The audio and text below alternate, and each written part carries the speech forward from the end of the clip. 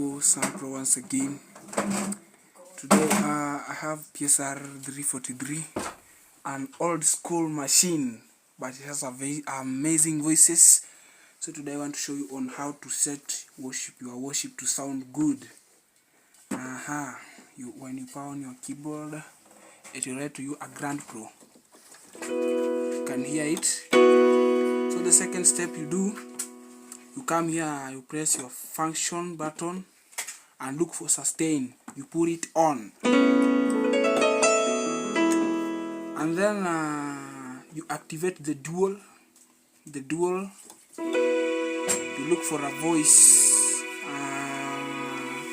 I love using sine strings. You just adjust the volume up to 80, sounds a bit better.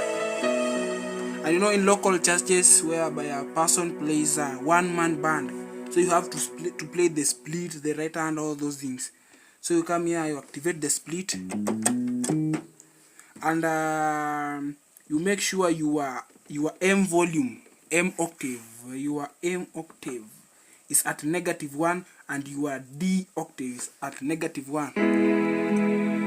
About the beat, you can come and use I love using this beat, 16 beat